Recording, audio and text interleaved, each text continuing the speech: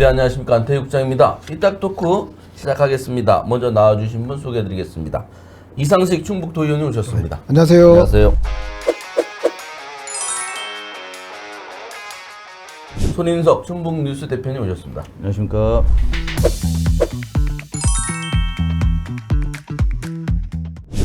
그리고 이 방송을 보고 계신 분들 얼마나 힘드십니까? 어쨌든 그 12.3 내란 사태도 굉장히 중요하고요. 충북에도 굉장히 중요한 재판이 열리기 시작했습니다. 카페 업자로부터 금품을 수수한 혐의, 그리고 기자를 고소했다가 또 같이 무고죄로 기소가 된 정우택 전 국회 부의장에 대한 재판이 12월 10일 시작이 됐거든요. 그래서 이와 관련된 말씀을 나누도록 하겠습니다. 그 예상대로 그 재판정에 첫 나오는데 기자들이 물어보니까 뭐 허무맹랑한 주장이고 공작, 선거 공작이다. 그래 나는 죄가 없다. 아주 강하게 얘기하던데, 야, 이게 그렇게 강하게 얘기하는 게 재판 전략입니까? 어떻게 보십니까? 일단 뭐 오리발 전략 같은데, 어. 예. 그리고 이분이 또 한번 그런 경험을 했지 않습니까? 그 예전에 한번 있었을 때도 계속 그런 식으로 해서 형복을 한 적이 있었으니까. 그때가 그게 몇 년 좀 얘기죠? 2012년도 그 총선 때 얘기죠. 그때도 뭐 그때 사람도 죽고 그러지 않았습니까? 그렇죠. 예, 예. 그때도 굉장히 큰 일이 있었는데. 예, 거기에 이제 무슨 뭐죠? 블로그 같은 그 사건이었었죠. 예. 그래서 그런 때도 그때도 이렇게 강하게 부인하고 자기 그렇지. 주장을 강하게 하면서 그때는 성공했는데, 네. 이번엔 뭐 재판을 받는 거니까 뭐 피고인이 자기에게 유리한 얘기를 하는 건 당연하다고 하지만 이게 너무 당당하게 얘기를 하니까 좀 그 오리발 전략 뭐 거기 동의하고요. 좀 인품이 좀 잘못된 분 같아요. 예? 그러니까 이제 이게 어느 정도 지나고 나서 이제 세상 다 알 사람들 다 알고, 그리고 새로운 사실 나와서 이제 정확하게 그 상황이 종료가 됐거든요. 그런데 지금까지도 오리발을 내민다는 것도, 지금은 이제 사죄해야 되는 시간이지 지금까지도 오리발을 내미는 뭐 이런 거는, 그래서 사람이 근본적으로 자기 중심적이고 자기 중심적인 어떤 사고, 그리고 인품이 제대로 형성이 잘 안 됐다. 뭐 이렇게밖에 저는 판단 안 됩니다. 그리고 이제 우리 충북 정치 사상, 그래서 충북 언론 사상에도 굉장히 독특한 사건이 발생했어요. 정치인이 기자를 고소했다가 무고죄로 기소되는 거는 제가 아마 처음이라고 생각이 들어요. 정우택 의원이 MBC랑 그 충북의 뉴스 기자를 고소했잖아요. 그랬다가 이제 무고죄로 오히려 자신이 기소가 됐는데, 이 정우택의 무리한 언론 이틀막 사건. 근데 그때 뭐 주장만 하지 왜 고소까지 하고도 철회도 안 했을까요? 글쎄요. 저도 그게 좀 그죠? 그냥 자기 주장은 그거- 그렇게 할 수 있는데 아니, 그러니까 고소장까지 냈고 나중에 빼야 되는 거 아닌가? 그러니까 이 양반이 그래도 나름 그래도 그 충북에서는 보면 권력의 정점에 있던 사람이잖아요. 그러니까 자기 그 아까 말씀드린 대로 자기 프라이드가 굉장히 강하죠. 근데 이게 이제 프라이드가 좀 잘못된 쪽으로 이제 많이 강한데, 일단 언론인을 겁박해 보면 협박이죠. 협박해 보면 무고죄로 하면 저기서 꼬랑지를 내리지 않을까, 아니면 그 우리 속된 말로 쫄지 않을까, 뭐 이런 생각들을 한 것 같아요. 그런데 언론은 보도까지 하는 과정에서 모든 그 팩트들을 체크하지 않습니까? 근데 그런 것들을 다 간과하고, 내가 협박하면 꼬리 내리겠지, 뭐 이런 식의 좀 그 사고방식 자체가 좀 상당히 좀 특이하다. 예. 이 무고죄 굉장히 큰 벌이거든요. 그렇죠. 예, 예. 예. 이거 뭐 벌금도 없을걸요, 이거? 네, 벌금도 징역형. 없고 징역형인데 이걸 왜 이렇게 무리수하게, 오늘 아마 병합되지 않았나 싶은데. 같이 하는 거죠. 예, 별건으로 이제 지금 기소가 됐다가 같이 이제 합쳐져 가지고, 그러니까 이게 돈봉투 사건이 유죄가 되면 무고죄도 유죄가 나오는 거예요. 그렇죠. 그러면 이게 구속형까지 나올 수 있는 거거든요. 오호. 예. 글쎄, 그 굉장히 중한 혐의인데. 그러니까 본인은 이제 돈을 돌려줬다고 하는 거고, 네. 그 카페 사장님은 돌려받은 적 없고 돈을 줬다는 거고, 공소 사실을 다 인정을 한 것 같은데, 네. 그러면 본인이 돌려준 거를 영상이라도 있든가. 뭐 있다는 얘기가 있던데 아니 그럼 벌써 검찰에 냈어야죠. 그저 깠어야지. 그죠? 아니, 예, 예. 그리고 검찰이 아니라 여론을 위해서라도 공개했어야지. 예, 예. 그리고 그렇지, 그때. 예, 아니면은 나와서 내가 뭐 민원 서류인 줄 알고 주머니에 넣었다.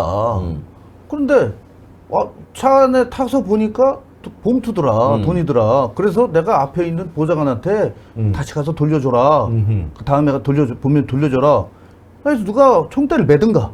글쎄, 아무도 안 매도. 아무도 안 매고 그래서 그러니까 지금 아주 본인은 아마 재판장에서 참담했을 거예요. 왜냐면은 자기가 데리고 있던 보좌관들하고 같이 피구석에 앉아 있었을 거 아닙니까? 그렇죠. 그럼 얼마나 참담하겠어요, 그거. 맞아요. 그런데 그러니까 아니 이게 무고죄까지 해서 막 병합되고 하는 판에 계속 이 양반이 버틴단 말이죠. 그 자기는 무고하다. 예? 그러면 저는 이제 또 합리적 의심이 드는 게 이 양반이 이전까지 정치를 그렇게 깔끔하게 한 사람이 아니에요, 사실은.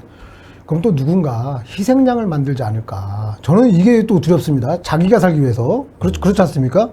그러니까 뭐 희생양을 어떤 식으로 만드는지는 몰라도 자기 죄는, 그러니까 이 상대 그 희생양이 더 크게 다치든 뭐 작게 다치든 이런 거는 모르겠고 자기 혼자만 살기 위한 그런 뭔가 모종의 또 전략을 꾸미고 있는 거 아닌가. 그러려면 벌써 했어야죠.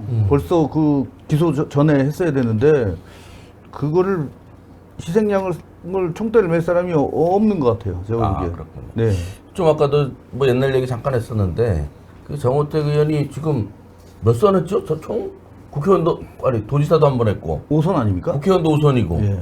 그러니까 24년 도지사까지 하면 장관도 하셨고. 장관도 했고 예. 그러면 뭐 거의 그 충북 정치 산 증인인데 도대체 이렇게 막판에 이렇게 되는 게 평소에도 좀 뭔가 스타일이 이런 조짐이 있지 않았겠냐. 뭐 어느 날 갑자기 돈 받고 그런 혐의를 받는 일이 있겠어요, 그죠? 저기 평소 친했잖아 예전에. 비하인드 뭐 없습니까? 아니요, 뭐 그분 때문에 많이 고생을 힘들었잖아요. 했어요. 네. 그래서 별로 얘기하고 싶지 않아요. 그러니까 이거 오히려 저 피해를 본 분은 얘기를 안 하려고 하고 뭐 아시는 거 있습니까? 아니 그 뭐 아는 건 없고요. 네. 이 양반이 2023년 7월부터 그 카페 업자로부터 740만 원인가를 네. 받았다는 거 아니에요? 자, 이제 한 사람한테 장시간 받았어요. 자, 그러면 다른 사람들은 또 어땠을까? 예? 아니, 이 사람, 정호택 의원 주변에 이 한 분밖에 없었겠습니까? 그리고 자기가 그 정치의, 충북 정치의 정점에, 권력의 정점에 있었다라고 본인도 그렇게 그래서 의시된 건데, 자, 정점에 있는 사람들이, 있는 사람한테 누가 또 안 왔겠어요? 저는 정말 이거는 빙산의 일각이다. 예.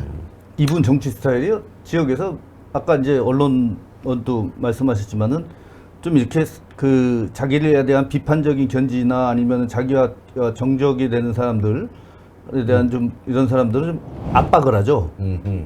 그 압박을 하고 또 굴복을 시켜요. 네. 그래서 자기한테 굴복을 시킨 사람들은 자기 편, 내 밑에 아하. 이런 생각을 갖고 있기 때문에 그 굴복하면은 이렇게 딱 끌어 안습니까? 앉죠. 앉는데, 그렇게 하면은 일단 그 굴복을 했다고 하더라도 이번에 윤 대통령 보면은 윤통도 그 국정원 2차장이 얼마나 자기 오른팔이라고 했어요. 근데 네. 그거는 내가 친분 관계와 이거는 다른 별개 아니냐. 그렇죠. 예. 그렇듯이 이제, 이 카페 사장님도 제가 봤을 때는 상당히 그동안에 굉장히 좀 친분 관계가 있었지 않느냐. 그러니까 그거를 주니까 그들 받았을 거고. 또 이런 분들이 또 이렇게 보면은 큰 거는 또 잘 못 받아요. 그래서 액수로 뭐 따지면 적은 액수는 아니었는데 그래도 뭐 봉투 한 번에 100만 원씩 이고 하니까 일각에서는 도대체 저걸 왜 받는 거야? 뭐 이런 얘기도 좀 하는데 지역에서는 좀 실망했다라는 얘기 있더라고요. 1,000만 원씩 받던가? 뭐 이런 겁니까? 그쵸. 아유, 티끌모아 태산 아닙니까? 티끌모아 태산이죠. 아니면 습관이거나 그냥 뭐 그리고 또 천재라고 생각하고 이분이 또 마음이 약해서 잘 거절을 못해요. 아 그래요? 네. 일단 뭐 굉장히 투명하고 청렴한 정치인으로 알고 있는 분들도 상당히 많더라고요. 그럴 리가 없다라고 믿는 사람 중에. 아니, 뭐, 아니, 의원들 중에서도. 아니, 지금 시기에 윤석열 씨를 믿는 사람도 있잖아요. 자, 사람의 생각은 다양한 거기 때문에 그거 어쩔 수 없겠죠. 알겠습니다. 근데 여기에 또 같이 재판장에 가 있는 사람이 있어요. 윤곽근 전 충북도당위원장, 이필영 전 음성군수, 카페 업자랑 뭐 오래된 지인이라고 하던데 이분들은 좀 억울할 것 같은데. 제가 봐도 그렇죠. 그죠? 예.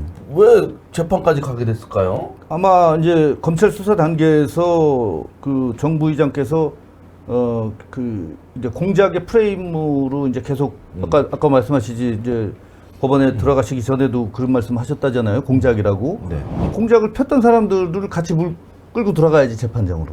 아, 저 사람들이 그렇게 했다. 예, 그렇죠. 라고 주장해야 되니까. 그렇게 주장을 해야 되니까 아마 계속적으로 검찰에다가 왜 이 사람들은 기소를 안 하느냐라고 강력하게 얘기를 했지 않았을까. 예, 그런 그래서 생각을 합니다. 카페 업주의 변호사비를 대납해 주겠다는 의사를 비친 그런 이제 제목으로 그 지금 제목도 이상하더라고. 혐의. 공직선거법에 의한 무슨 죄라더라? 그런 나도 혐의로 처음 이제 들어봐. 재판을 받는 예, 거잖아요. 예. 근데 본인들은 아주 부인을 하고 있는데 근데 이 부인을 시점도 해도 그렇고, 예. 사실 이제 기소를 했다는 것 자체가 그 공소 내용에 일정 정도 기재가 되지 않습니까?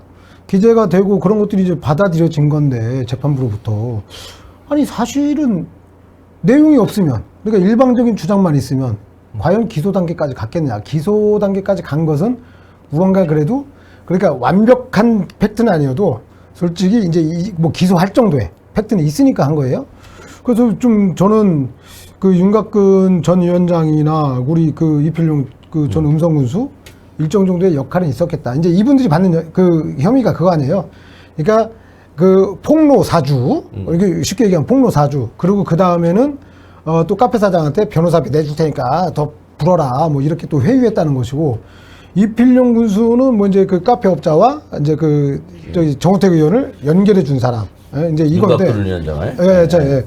근데 연결해 줬는데 연결해서 뭔가 이제 좀 뭐 대가가 있거나 아니면 무언가 증언에 대한 사주가 있었거나 이제 이런 건데 아직 언론상에 뭐 명확히 나온 건 없어요. 명확히 나온 건 없지만 기소까지 갔으니 저는 일정 정도의 혐의 사실은 있을 것이다라고 이렇게 보여지긴 해요. 근데 이게 뭐냐면은 카페 사장께서 변호사비가 굉장히 많이 들어갔나 보더라고요, 지금. 예, 근데 이제 초기 단계에 이제 변호사비가 한 2천만 원 깨졌나 봐요. 네. 예, 그러니까 이제 뭐 좀 경찰 조사를 받고 검찰 조사를 받으려면은 이제 변호사를 이제 법적 조력을 받아야 되니까.